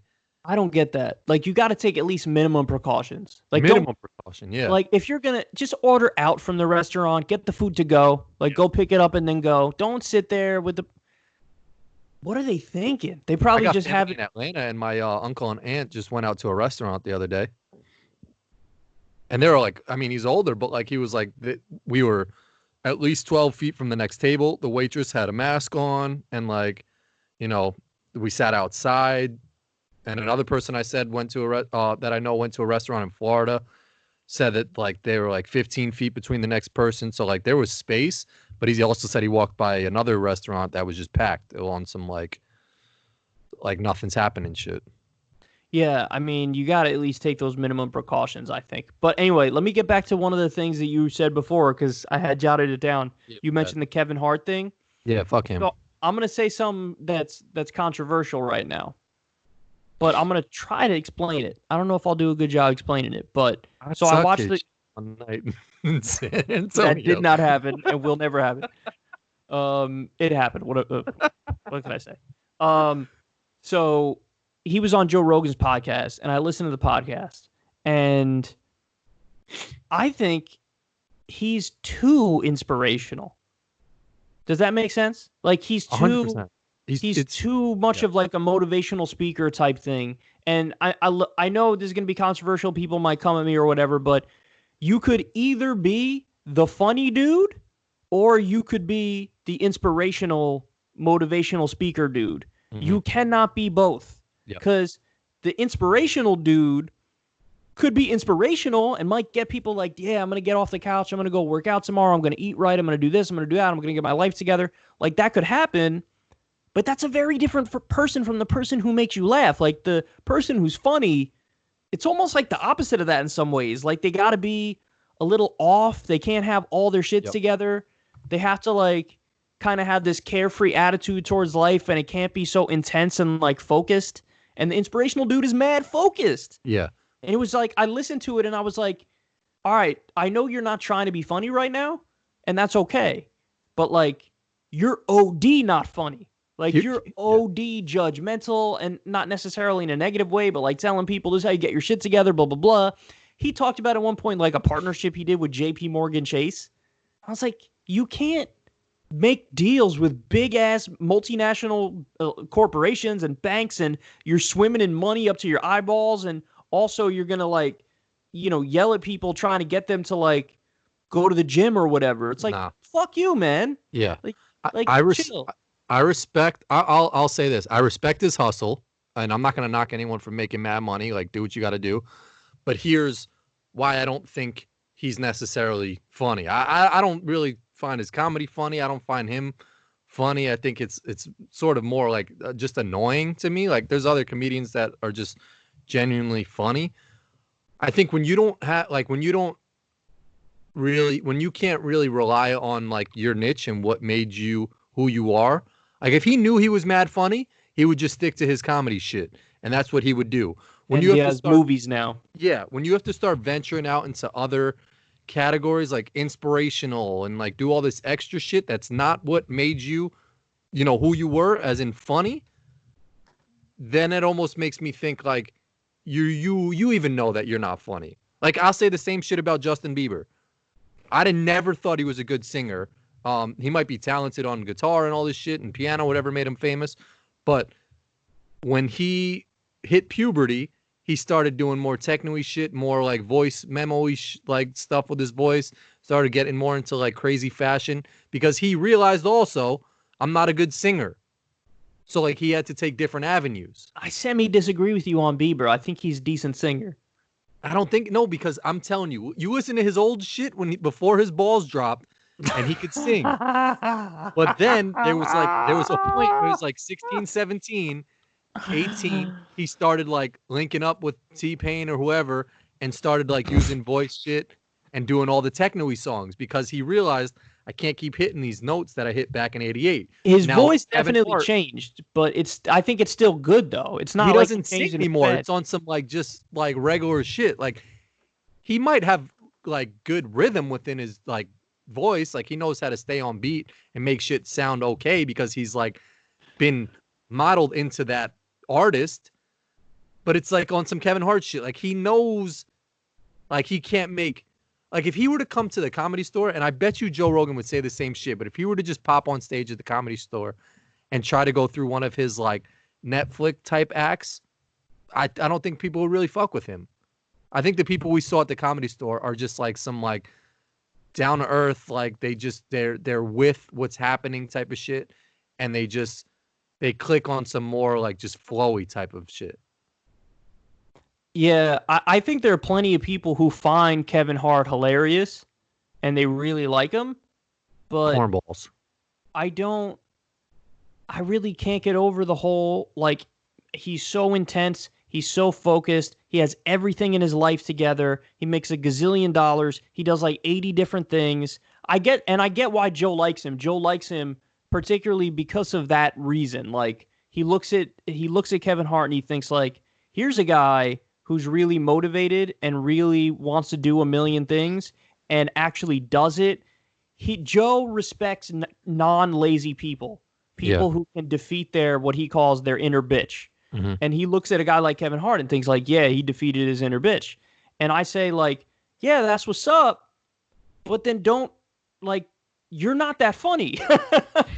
Like you can't be that intense, focused dude and then also make me laugh. Because one of the things, like, in order for something to be funny, I have to be able to relate to it. Mm-hmm. And I can't relate to somebody who just totally has their shit together across the board. Like, I'm a mess. I know I'm good at my show and I could do my show and it's very structured and it's like the centerpiece of my life. But in other ways, I'm a mess. I don't know what the hell's going on. I don't know what I'm doing. I can't force myself to get up and go to the gym and work out and do that. Yeah. I can't focus on more than one thing at one time. I'm a mess. I probably needed to go to the grocery store like last week. I still haven't gone. I got to go at some point very soon. I'm running out of damn food. Like, I don't know. I don't have. So when I see somebody who in every single way is totally like, just locked in and they got everything in order and they're trying to motivate other people and making deals with JP Morgan Chase. And I'm just like, yo, relax a little bit. Like reel it in. Like I can't relate to you. Yeah, they're trying to like blueprint it for you and tell you how to do it step by step and stuff. And it's just like, chill. It doesn't work like that. Like, and that gets me tight too, because part of me wants to be like, you know what, man? Fuck off. What if I don't want to even do all that? Exactly. Like I hate that. I hate that people like that. You get a sense that they think they have all the answers. Mm-hmm. And it's like, no, you don't. Like, yeah, you're really motivated and you're doing your shit, but how do you know that the things you're doing are the right thing? Yeah. Like, how do you know that making a deal with JP Morgan Chase, like you're going to make a deal with a bank and think you're like holier than thou and better than everybody? It's like, you don't know the kind of financial crimes they've been involved in. Freaking HSBC was cutting deals with Al-Qaeda and drug cartels. And you're with JP Morgan. Granted, I don't know if they did it, But obviously, these are banks. These all crashed the economy back in 2008 and whatnot. Like, you're just getting a check from them. Yeah. And, like, don't try to hit me with some holier-than-thou shit. And, like, that just frustrates me. And I can't relate to somebody like that. Like, I can't relate to you, so I'm not going to be able to laugh because you're hitting me with the intensity on 10 out of 10 and your whole life acting like everything's in order. But you don't even, like, he knows that he doesn't even know deep down whether or not he's really making all the right decisions and doing the right things. But he puts on a front like that is what he's doing. Yeah. I mean, yeah, he's just following, the bag. He's just, and like I said, I don't blame him. I mean, go get the money if you could get it. But, like, don't then try and turn around and say, like, all this, like you said, motivational, inspirational shit. It's just like, just let all of that do the talking for you. Like, we know you're probably doing all that shit. Yeah, that's a good point. Like, if you're going to be like that, you could be like that, but lead by example and don't force it. Don't push it. Don't talk about it. Yeah. Like, why didn't you and Joe talk about it? They didn't even talk about comedy, and they're both comedians. That's what I'm saying. Yeah. It's almost like comedy is some second nature shit for him, where it's just like, oh, I'll do a Netflix special and, make people happy because that's what they know me for. But I'm going to do this other, I don't know. I don't think he's funny. There's one point where I really did fuck with him, though, which I really liked this point. Because he had a near-death experience recently when he got into a car accident and he, like, broke his back. Oh, I heard about that. Yeah. It was bad. Like, it was really bad. Mm-hmm. And he talks about how, like, he was talking about how ever since that, all, like, the trivial things in his life, he doesn't care about that anymore. And he basically says, like, every single day he views as, like, a gift. It's like a good day. He said that when he came home from the hospital and he parked in his driveway, he just started crying like crazy. And he was like, because I knew that I maybe was never going to see this again. Like, never see my house, never see my driveway, never see my family. And he just broke down when he saw it, thinking about where he was and he couldn't move and all that stuff. And not for nothing, amazing. As I get older, I've told you this before, but as I get older, there are things I appreciate now that I never did previously that I just totally took for granted. Even just a beautiful day with beautiful weather, with, like, the sun shining and the sky bright blue and a little breeze and it's 70 degrees outside, and you just look around and you're like, damn, like, I got to appreciate this because it's not like this all the time. It's not like, it's something that you got to soak in. Like, you got to go for a walk and look at the beautiful flowers and, like, soak that in a little bit because it could easily not be there. Like, it's so easy to imagine a situation where everything's dark, everything's gray, everything's gloomy, there's nothing bright and vibrant. And, like, you got to soak in the positive things and really acknowledge them and appreciate them. And I never used to appreciate it at all. And now I go in the other direction. I really do stop and smell the flowers and look around and really soak it in. Yeah, no, I totally agree with that. And I think that's amazing. I think it's also a lot easier to do that for Kevin Hart when you have, millions of dollars, like. Of course. Yeah. Absolutely. It's easy to, I mean, I would never, I actually did have a life-threatening thing. I got caught in a riptide in the ocean. And when I got back in, like, I legit, I've told the story before, I think, got caught in a riptide and then was, like, actually going down. My friend saved me and brought me back in. And then a week later, I saw on the news, it was like a 21-year-old kid died in a riptide. Like, and I was like, that was me. I think it lasts for a while, like, I think even with this pandemic shit, like, people are like, I'm going to be nicer when we get back out. I'm going to be, be the most positive fucking person ever. But, like, I think it all wears off at some point, like. I think you're right, because there's homeostasis. We all revert back to homeostasis, which is just like having everything even keel, kind of. Mm-hmm. And you're right. We're definitely going to do that. But there is something to be said about even moment, that initial moment when you get through it, which is, I told this story before, but when we got hit with Hurricane Sandy, my power went out for over a week. And then when it came back on, never in my life have I ever loved electricity more than that. I told you, I watched every TV channel because I was like, I can't believe the TV exists and it's a thing. And these channels are on 24/7. And I didn't have them for the past over a week. And then now I have it. I was just like, I'm going to turn on, like, the fishing channel. Yeah. Like, I love this. I just want to soak it in. So, yeah, you're right. But, like, after 2 weeks, all of a sudden it's back to, like, that's just the TV. Yeah. No, so you got to make an effort. You got to make an effort to appreciate the things that you need to appreciate. Yeah, but like I said, I'm very grateful that Kevin Hart survived his things. I just No, think me yes. too. Don't get me wrong. My rant before, I wasn't trying to say like I No, wish no, I harm don't on think him. anything. No, I wish him No. well. I'm just saying, I think there needs to be a separate, like how there's a separation between church and state. There's got to be a separation of motivational speaker and comedian. Yeah, no, I agree. And everything has to be relative. Like I think appreciating, like finding a balance point of your what to judge things off of. So like if you could appreciate you know little things, if you still, I don't know, like if you just got a job or something like that, you appreciate that even though you're still got a lot of negative things in your life. Like it's just finding like a balance of things to, I don't know what the fuck I'm trying to say, but just appreciating things and not like needing a traumatic experience to happen to appreciate it. I don't know. Yeah, exactly. Although I think the trauma by nature, if you Yeah, survive it, makes people appreciate definitely. it more. Yeah, But yeah, yeah. like a lot of people are gonna go full my dad after this. And what I mean by that is my dad at some point, he was just like, I'm gonna just not pay my bills. And I feel like a lot of people are just gonna be like, what if I just didn't pay this? Oh, after the pandemic shit. Yeah, because people don't have money. Yeah. So it's like, what are they gonna do? They're gonna skip out on certain things, and right, they have to. I mean, at some point, certain things you have no choice. Like you have to pay, or else you'll like your house will get you either get foreclosed on or Yeah. evicted. People can't pay rent. People can't pay mortgage. But like a lot of people are in that financial situation in dire straits now Well, I mean, as a I know result. tons of people with student debt, like all of my boys from college, like that live, like my one boy lives in the Bronx. Like there's memes that go around of like, don't answer this number, it's Sally Mae or whatever. Like you just don't answer a lot of phone calls that you'll get from your student loan collection Well, shit. there is no debtor's prison in this country, people. Remember that. There is no debtor's prison. The only thing that you have to, or you'll go to jail, is your Hmm. taxes. Damn. You have no Good to know. choice. But other than that, there is no debtor's prison.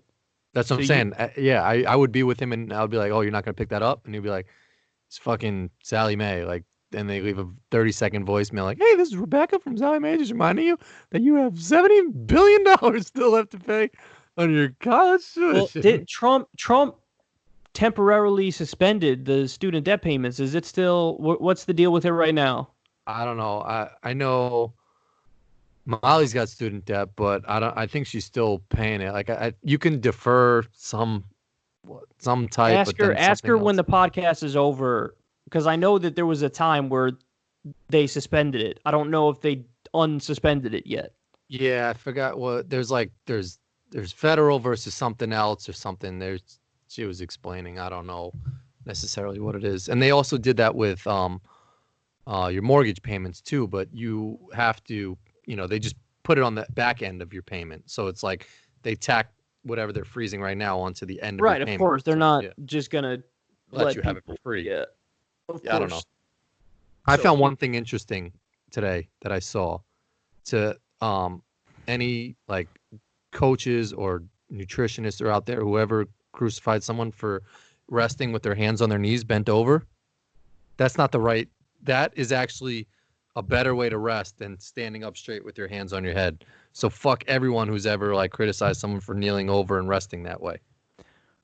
I've never heard anybody criticize somebody for kneeling over and resting. No, mad people when they're like if you've ever had like a instructor or someone, they're like rest standing up, put your hands above your head because the pet like you can breathe with your body like more like standing up. You've never heard that? Never heard this. Oh, that's like a common thing in like coaching is if you're resting with your hands on your knees bent over, they'll say stand up.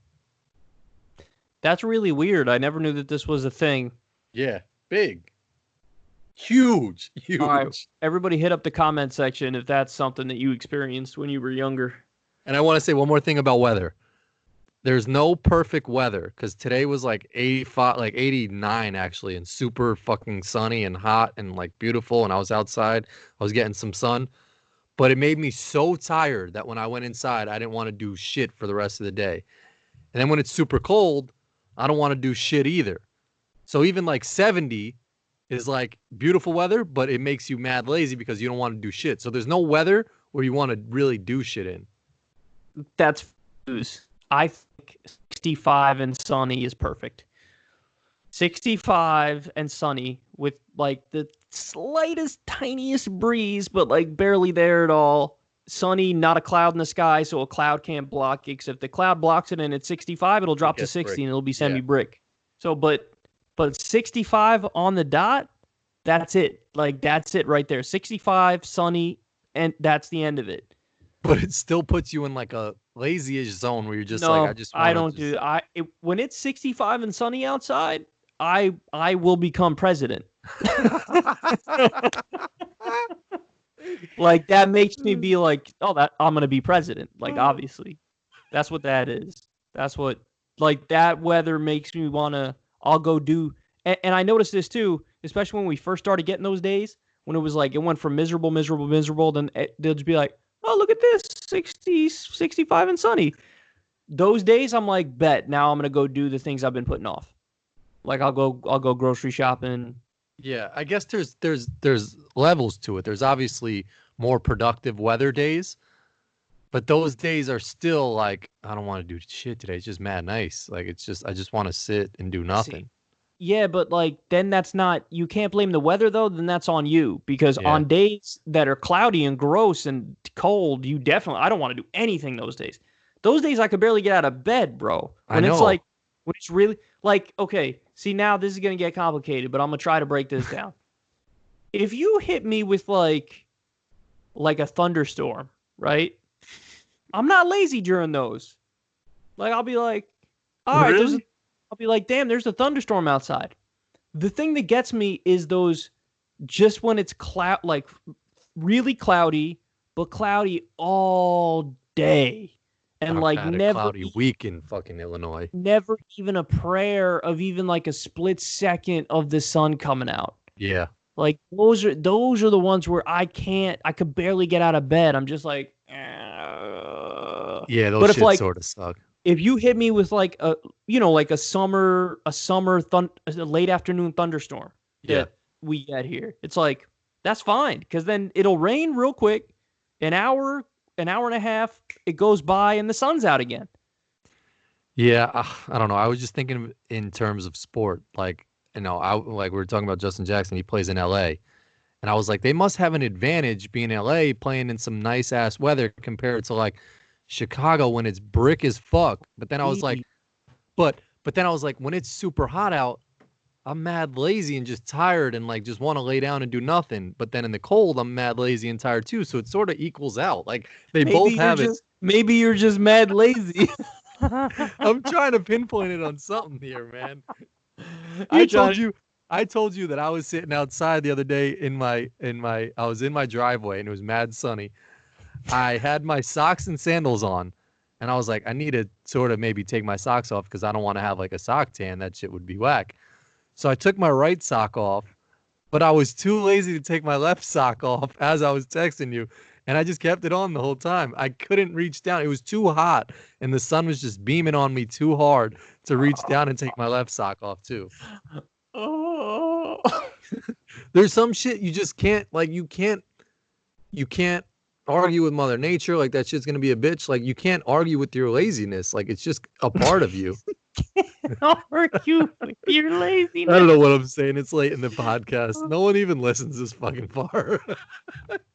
You can't argue with your laziness has to be one of the best quotes of all time.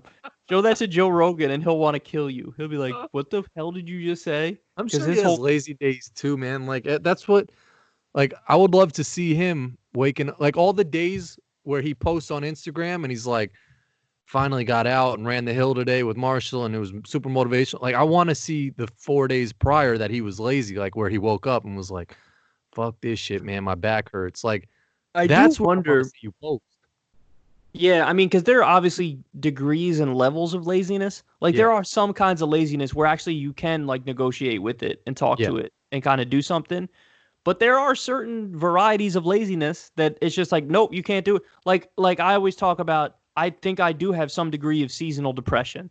Yeah. And, like, if you hit me January or February, just gross, cold, dreary outside. The sun's setting at like 4:30 here in New York, and it's just like, ugh. Yeah, the Like worst. like there are days I'm just like I can't do anything.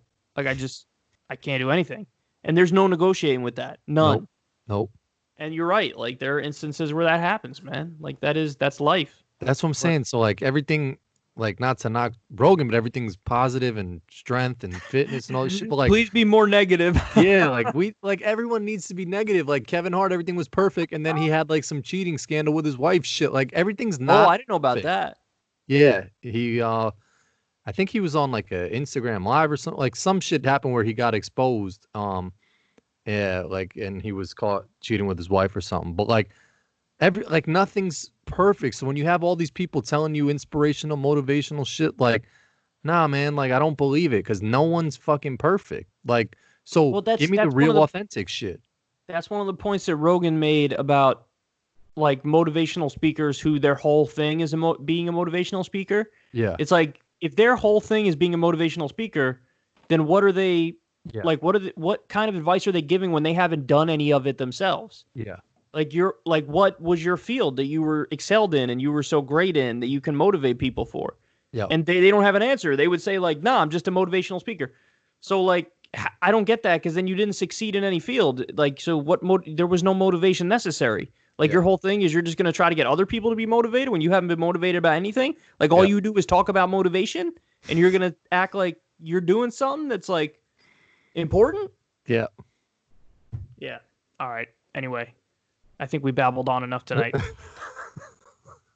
All right, guys. You have watched an episode of Kyle and Corin are high, even though we're not high. No, I mean, it's all true shit, man. Like, it's like shit that nobody wants to fucking talk about. I know, but I feel like this was a stoner conversation. Doesn't it feel like we were both high? Like, no, everyone's fucking lazy. Joe Biden's lazy. Like, Joe Biden will probably win the election if he embraces his laziness. I know he should stop saying shit. Like, he's got to do nothing, and he'll win if he does nothing. Yeah, like for real. Shut up, and you're good. Well, and the last thing I'll say, and I respect your stance on this shit. Like, not voting is an option. Like, you don't. It's not just like a Trump or Biden shit. Like the not voting is an option. So don't try and get me on board with Joe Biden for someone I don't like. Yes, he's better than Trump, but like if Trump wins again and that's what is like the factor to really burn down the whole system, like don't just keep buying into the system that's failing everybody, you know, like I promise people I'm not going after them if they want to vote for Joe Biden or if they vote for Trump. I know plenty of people who are going to vote for Joe Biden. I know plenty of people who probably will vote for Trump. And I know plenty of people who aren't voting. Mm-hmm. I don't care. Like, what you do is what you do. And some people have good reasons for what they do, and some people have bad reasons for what they do.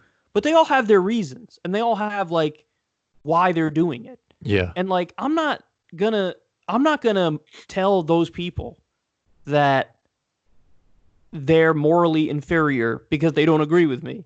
Yeah, and stop with your house is on fire and one neighbor has a garden hose and one neighbor has a barrel of gas. So like, one person was like, Joe Biden's got a garden hose and Trump has a can of gasoline and Kyle can't pick between the two. And I was like, actually, no, they both have cans of gasoline because here's their records and they're actually very similar in many respects. Just stop with the stupid things. Like, you're sitting at a bar. The bartender's only got a glass of Clorox or a glass of piss. Like, what are you drinking? They don't know. I'm not going to be at a bar where they have Clorox and piss.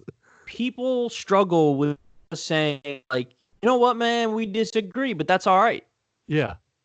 It's always got to be like, we disagree and you're inferior and I'm superior and you're evil and you think you're so brave. And it's like, can you just not, like, needlessly insult and shame? Yeah. Because then I'm going to get tight, and then I'm actually going to defend myself in my position. Exactly. You know what I'm saying? Like, I'm not getting at anybody for doing whatever the hell they want to do. They have their reasons. But grant other people that same respect of, like, agree or disagree with Kyle. He's got his reasons for doing what he's doing. Like, he's got his reasons. And like you said, there's this thing that happens these days where people just pretend like not voting isn't an option. What the hell is that? Like, no, it's quite literally an option. 46% of the country did it in 2016. You might not agree with it, but it's an option. Yeah. So when they say like, no, you got to pick between the... No, I don't. We don't have mandatory voting in this country. Yep. And even if we had mandatory voting, there's going to be a Green Party candidate and there's going to be a Libertarian Party candidate also.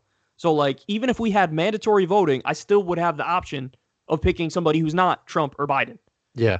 So why is it like, why are they trying? No, you got to pick between. But I don't have to do that. You keep telling me I have to do it. I don't have to do that. Yeah. Bill Maher did that to, I think it was 2 weeks ago. He was interviewing some lady. And he was like, so who are you voting for, Biden or Trump? She was like, I don't know. I mean, there's other candidates. And he was just like, what? Like, he was so confused. And I was like, fuck him for just like dismissing her right away. For like, because what their point is, they always go back to the same point, which is like, well, obviously one of those two is going to be president. Yeah. Right.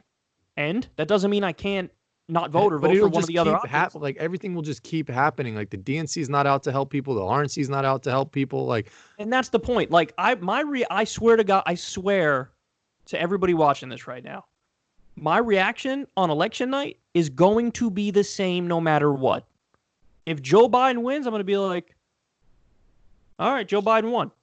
If Donald Trump wins, I'm going to be like, all right, Trump won. Yeah. Like, my reaction will be exactly the same. Yeah. You know what I'm saying? Like, and people can't grasp that that's a thing. But it is. Like, that's what it is. And I still even think, deep down, I don't even think, like, even if you elect people on the Supreme Court, like if RGB or whoever passes away and you got to reelect somebody, they'll never overturn like some crazy abortion law or some shit like that. Like, no, they can. It's possible that they can. Like, listen, I still don't even think that shit would ever happen. Like, no, I strongly believe no. that shit. Well, then you're just not. Your imagination is lacking because you really think that's like they would appoint someone and then they'd be like, all right, first thing let's do, no more abortions. Like, there would be a fucking uproar though. So, who cares? There's an uproar over a million things, and sometimes the uproar falls on deaf ears. It's very possible. Like, listen, there are areas where Biden is better than Trump, 100%. Like, and one of those areas is the courts. There's no doubt that whoever Biden picks to be on the Supreme Court is going to be better than whoever Trump would pick to be on the Supreme Court. That's a fact. It's also a fact Biden is better on the Paris Climate Agreement. It's also a fact Biden is better on... There's a bunch of issues where he's better. There's even a handful of issues where Trump is better than Biden. But, like, my point is, they both suck. And I'm not going to waste my time, and you can't force me to do anything. So how you like them apples? You know what I'm saying? Like, yeah. Like, but people also struggle with the fact that, like, I'll be honest about it all. Like, I get it. If you want to talk about the issues where Biden is better, cool, let's have that conversation. I'm not going to try to be like, nah, he's not better in these areas. No, I'll tell you where he's better.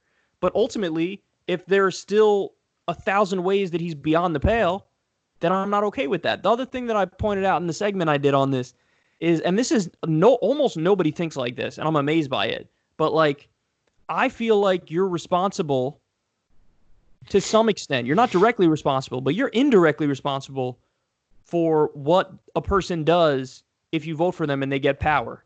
So, like, that's what I said in 2008 when I voted for Obama, and then he did the drone war and he killed 90% civilians. I couldn't live with that because I voted for him and then he did that. Mm-hmm. And I'm like, I feel somewhat responsible for those deaths of those civilians because I think that what we do really matters. Mm-hmm. And so I was like, well, then I'm not going to vote for him again. I'm just going to vote third party or sit out. And I did. I voted for Jill Stein in 2012 because I was like, I feel terrible about those people that died that are innocent civilians. And like, I feel the same way. If I vote for Joe Biden, that is sort of tacit agreement with all the innocent civilians he killed in Iraq when he voted for the Iraq war.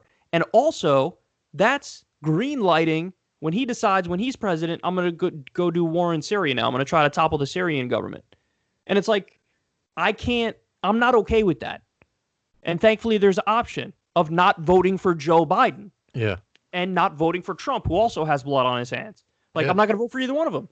But, like, it's weird that people, when you talk to people who are going to vote for Biden, they don't think of it like that. They don't think of it like I'm sort of agreeing with what he did with the Iraq war. Like, I'm endorsing the guy who voted for the Iraq war, which means he's got the blood of 200,000 innocent civilians on his hands. They don't think of it like that. They think of it like, yeah, I'll vote for him But if he does something I don't agree with, like, okay, I don't agree with that.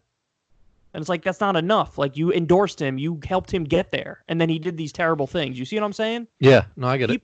People don't view themselves as that much of an active participant in the system. You know what I'm saying? Well, yeah, they're selective to the shit that they want. Yes. And then the other stuff, they're just like, no, I don't pay attention to that. And the funny thing is, when it's Trump, they understand that people are responsible. If they vote for him and then Trump does messed up stuff, you're responsible for that because you voted for him. Yeah. But if it's Biden, they'll try to have their cake and eat it too and be like, no. If he does bad stuff, I'm not responsible for that. But if he does good stuff, then you could thank me and yes, say I'm good for that. Yeah. And it's like, no. It's a package deal, dog. You got to you're somewhat responsible for all of it. Yeah. Yeah. And it's just your garden hose has gasoline coming out that bitch too. Exactly. So everybody get off our ass if you don't agree with us. And I promise you'll never see me do a segment where I'm shaming them if they vote for Biden or I'm shaming whoever. Like, I'm not going to do it because I genuinely understand that there are reasonable arguments across the board. So I get it. Like, I might not agree with it, but okay, I get it. I see what you're doing. Some people are doing harm reduction. And they're like, listen, I get that he's terrible, but there are some ways in which he's better. So I'm going to do it because one of the two is going to be president, and it sucks, but it is what it is. I get it, man. I get it. I'm not going to judge you. But do everybody else the favor and say you're not going to judge them also if they have some decent reasoning for why they're going down a certain path, even if you don't agree with them. So yeah, no, I agree. All right, guys. Hit your eye so much that it feels good. Yes. But then like after, like 2 seconds later, you're like, ow, that shit really hurts. And then it's red, and then it looked like you got pink eye. Yeah. Yeah. On that note, we love you guys. We'll talk to you soon. Pete.